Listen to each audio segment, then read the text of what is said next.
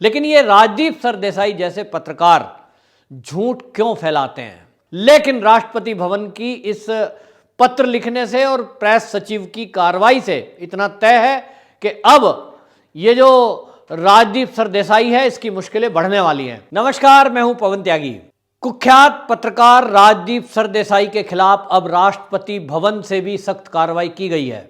जी हां, राष्ट्रपति के प्रेस सचिव अजय कुमार की तरफ से इंडिया टुडे ग्रुप के एडिटर इन चीफ और चेयरमैन अरुण पुरी को एक पत्र लिखा गया है।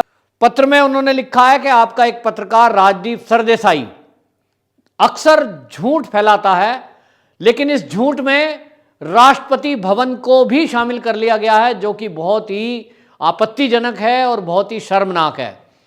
आपको ध्यान होगा कि सुभाष चंद्र बोस की 125वीं जयंती के अवसर पर राष्ट्रपति जी ने राष्ट्रपति भवन में एक सुभाष चंद्र बोस का एक पोर्ट्रेट को अनावरण किया था।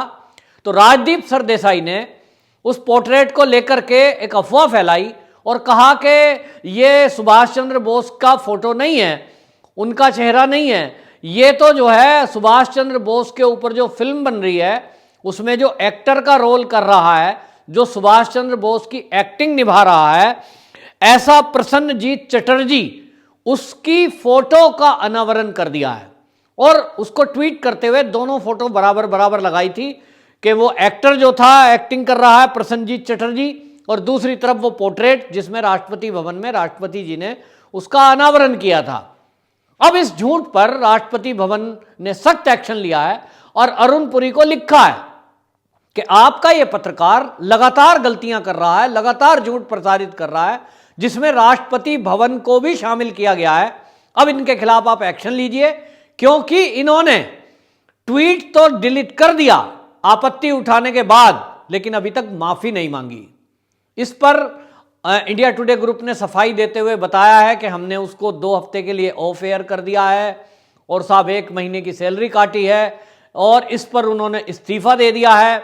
लेकिन राष्ट्रपति भवन की इस पत्र लिखने से और प्रेस सचिव की कार्रवाई से इतना तय है कि अब ये जो राजदीप सरदेसाई है इसकी मुश्किलें बढ़ने वाली हैं, क्योंकि एक तरफ अब आज तक को इसको निकालना पड़ेगा, दूसरी तरफ हम आपको बताएं कि दिल्ली दंगों को लेकर भी इस राजदीप सरदेसाई ने बड़ा झूठ फैलाया था।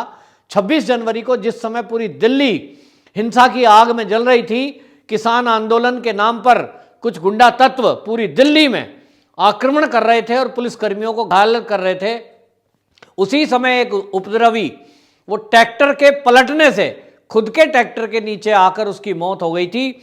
लेकिन राजदीप सरदेसाई ने अपने ट्विटर हैंडल पर लिखा कि पुलिस की गोली से एक किसान की मौत, और इसी को आधार बनाकर आपको बताऊं कि उस झूठ को फैलाया गया, जिसके बाद दिल्ली में हिंसा और तेजी से फैली। जिस लोगों ने वो राजदीप सरदेसाई का ट्वीट पढ़ा, वो आग की तरह पूरे देश में और दुनिया में फैल गया। किसानों तक ये खबरें फोन के द्वारा भी पहुंची और जो आंदोलनकारी थे फिर वो उग्र हो गए और उन्होंने पुलिस पर हमले शुरू कर दिए। उसके बाद लगभग 400 पुलिसकर्मी घायल हुए, जिनमें से कई की हालत गंभीर है और वो आईसीयू में भर्ती हैं। तो एक तरह से कहें तो पूरी हिंसा जो दिल्ली में हुई उसको और ज्यादा हिंसक बनाने का पूरा षड्यंत्र रचा गया, और उस षड्यंत्र में राजदीप सरदेसाई जैसे पत्रकार शामिल है। हालांकि 8 ऐसे वरिष्ठ पत्रकारों के खिलाफ उत्तर प्रदेश के नोएडा और दिल्ली की स्पेशल सेल ने रिपोर्ट दर्ज की है राजद्रोह के केस में। एनएसए लगाया जाएगा। अब उस पर जब कार्रवाई होगी, लेकिन अभी आज तक उसके ऊपर कोई सख्त कार्रवाई नहीं की है। इंडिया टुडे ग्रुप बस केवल पल्ला झाड़ लेता है जरा सी बात को करके, क्योंकि उसको आदत पड़ी हुई है झूठ फैलाने में। इंडिया टुडे ग्रुप खुद भी शामिल होता है और इसलिए शायद इंडिया टुडे ग्रुप के जो एडिटर इन चीफ हैं और ये सारा ग्रुप जो है, इनको पीछे से कहीं ना कहीं कोई फंडिंग होती होगी या कोई इशारा होता होगा, जिसके कारण ये इस तरह की गलतियां बार बार करते हैं और झूठ फैलाते हैं। इसीलिए शायद राजदीप सरदेसाई पर वो इसको चैनल से बाहर निकालने के बजाय 2 हफ्ते ऑफ एयर कर रहे हैं, 1 महीने की तनख्वाह काट रहे हैं, आदि काम कर रहे हैं, क्योंकि ये बार बार गलती दोहराई जाती है। राजदीप सरदेसाई हमेशा विवादों में बना रहता है और इस बार उन्होंने राष्ट्रद्रोह का काम किया है, क्योंकि जब दिल्ली में पुलिस वालों के ऊपर हमला हो रहा था, ऐसे में दंगे को भड़काने का काम करना ये राष्ट्रद्रोह की धारा में आता है।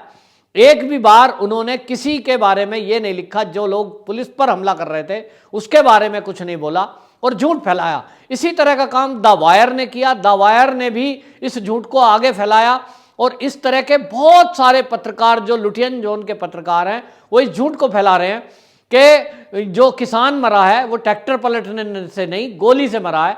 द वायर ने भी इस खबर को इस तरह से छापा, उनने कहा कि जो परिजन हैं मृतक के वो कह रहे हैं कि जो पोस्टमार्टम हुआ है वो पोस्टमार्टम की रिपोर्ट भी बदल दी गई है और डॉक्टर कह रहे हैं कि हमारे ऊपर दबाव था और हमें गोली मिली थी सिर के अंदर, लेकिन हमें कहा गया कि गोली का जिक्र नहीं करना।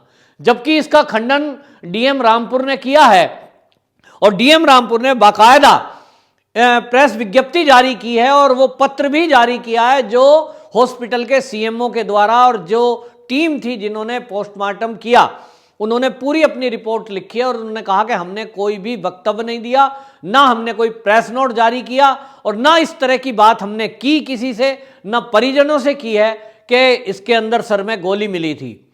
ट्रैक्टर से दबने से, चोट लगने से वो मौत हुई है, उसी तरह का पोस्टमार्टम में जिक्र है। लेकिन ये राजदीप सरदेसाई जैसे पत्रकार झूठ क्यों फैलाते हैं? आखिरकार अब इसकी जांच उत्तर प्रदेश की पुलिस या दिल्ली पुलिस की स्पेशल सेल, इन दोनों को करनी है। इन पत्रकारों को भी, या ऐसे जो पत्रकार हैं द वायर जैसे, मृणाल पांडे जैसे, इन सब को सजा जब तक नहीं होगी तब तक इस देश में आग लगाने वाले और इस देश में दंगा फैलाने वाले, झूठी खबरों को प्रसारित करने वालों को जब तक सबक नहीं मिलेगा। झूठी खबरें फैलाते हैं, झूठी प्रशंसा प्राप्त करते हैं और देश विरोधी गतिविधियों में इन्वॉल्व रहते हैं। हमेशा जब भी देखा जाएगा देश हित की कोई बात होगी, पार्टीबाजी करते हैं। पार्टीबाजी में भी केवल एक पार्टी बीजेपी का विरोध करते हैं। क्यों? कम्युनिस्टों का विरोध नहीं करेंगे, कांग्रेसियों का विरोध नहीं करेंगे, सपा का विरोध नहीं करेंगे, लेकिन इनको विरोध करना है तो भाजपा का, उन मुद्दों का भाजपा के जो देश के हित में हो, देश की जनता के हित में हो। तो देश के अंदर से एक आवाज उठी है कि राजदीप सरदेसाई जैसे पत्रकार को अब राष्ट्रपति भवन ने भी जब यह आपत्ति जताते हुए पत्र लिखा है और आज तक को कहा है, इंडिया टुडे ग्रुप को कहा है कि आप इस पर सख्त कार्रवाई करिए, बावजूद उसके भी ये इंडिया टुडे ग्रुप उस चैनल से आज तक से बाहर नहीं निकाल रहा है। आखिर क्यों? क्या इंडिया टुडे ग्रुप की भी शय है इस झूठ फैलाने में? इसी से तो ये जो कार्रवाई नहीं करने का तरीका है, इससे तो यही लगता है कि इंडिया टुडे ग्रुप वास्तव में कुछ शक्तियों के साथ मिला हुआ है जिनका काम इस देश को तोड़ना, झूठ फैलाना और देश विरोधी गतिविधियों में लिप्त रहना। शायद ऐसा हो तो इसका खुलासा पुलिस करेगी, क्योंकि यह जांच का विषय है कि अगर कोई इतना बड़ा चैनल जो पिछले 10-15 साल से अपने को नंबर 1 कह रहा हो, आखिर ऐसा एक जिम्मेदार चैनल इंडिया टुडे ग्रुप, जो कि एक बहुत बड़ा ग्रुप है, वो कैसे ऐसा कर सकता है कि हमेशा झूठ झूठ झूठ झूठ न्यूज फैलाएगा?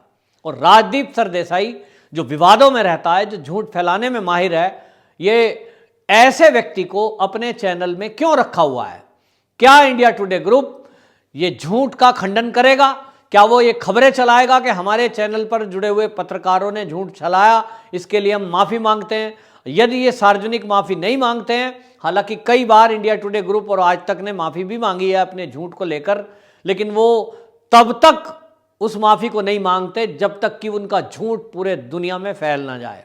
तो फिर उस माफ़ी का भी कोई वैल्यू रहता नहीं है। एक बार आपने आग लगा दी, उस आग में जल गया कोई, उसके बाद आप सॉरी बोल दें तो आपकी सज़ा माफ़ नहीं हो जाती। दिल्ली के दंगों में जो 400 से अधिक पुलिसकर्मी घायल हुए हैं, उनके घावों पर जो दर्द है, जो उनके परिवारों ने टेंशन झेली है और जो परेशान हैं वो लोग, क्या उस परेशानी को वापस दे पाएगा इंडिया टुडे ग्रुप? जी नहीं। राजदीप सरदेसाई वो परिवार उनको माफ़ करेंगे? क्योंकि राजदीप सरदेसाई अगर झूठ नहीं फैलाता तो मैं निश्चित रूप से कह रहा हूं कि वो जो किसान आंदोलन के नाम पर मार्च कर रहे थे, वो कम से कम पुलिस वालों को निशाना नहीं बनाते।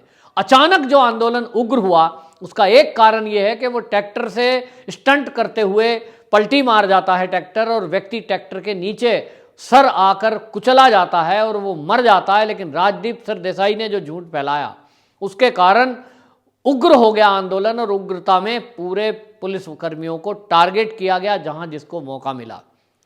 तो राष्ट्रद्रोह की धाराओं में केस दर्ज हुआ है, लेकिन एक्शन तुरंत होना चाहिए। इन जैसे झूठे पत्रकारों का खुलासा होना चाहिए, और बाकी जो चैनल हैं उनको भी इसी तरह जैसे आपका चैनल इस न्यूज़ को दिखा रहा है प्रमुखता से दिखाना चाहिए, ताकि देशवासियों को पता चले कि वो आज तक चैनल ना देखें, क्योंकि आज तक चैनल देखेंगे तो झूठ ही देखेंगे, उस पर कोई विश्वास नहीं किया जा सकता। कोई खबर वो दिखा रहा है वो पक्का नहीं है कि वो खबर ठीक है कि नहीं है, क्योंकि वो आप पार्टी की रसोई बता देता है आरएसएस की रसोई को। हमने कोरोना काल में देखा कि आरएसएस की झंडेवालान की रसोई, जहां से वो प्रवासी मजदूरों के लिए कोविड-19 के टाइम में जब लोग घरों को जा रहे थे, भूखे थे घरों में, उनको भोजन मुहैया करा रहे थे, और आज तक चैनल उसे दिल्ली सरकार की रसोई बताकर प्रसारित कर रहा था।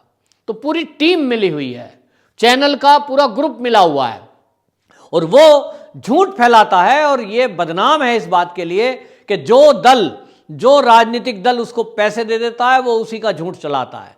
वो खबरों के हिसाब से नंबर 1 होगा, लेकिन अब पता लग रहा है कि वो तो फर्जी टीआरपी है। लोगों के को रिश्वत देकर, घरों में डिवाइस लगाकर, और वो डिवाइस देखने के नाम पर पैसे दे देकर लोगों को अपनी टीआरपी बढ़वा रहा था। तो हमें सबको धोखे में रखा इस इंडिया टुडे ग्रुप ने, और इसलिए अब ये समय आ गया है कि इंडिया टुडे ग्रुप को बैन कर देना चाहिए, और इस देश में ये चैनल नहीं दिखना चाहिए। ऐसे चैनल बंद हो जाने चाहिए जो टीआरपी में भी फर्जीवाड़ा करते हैं, खबरों को भी झूठ दिखाते हैं, देश विरोधी खबरें दिखाते हैं, और उनके पत्रकार हमेशा आग में घी डालने का काम करते हैं जब देश में संवेदनशील मुद्दे हों। तो ऐसे में आज तक चैनल और उसके पत्रकारों को छोड़ा जाना बिल्कुल नहीं चाहिए, वरना अगली बार फिर कोई पत्रकार, फिर कोई चैनल उस गलती को रिपीट करेगा।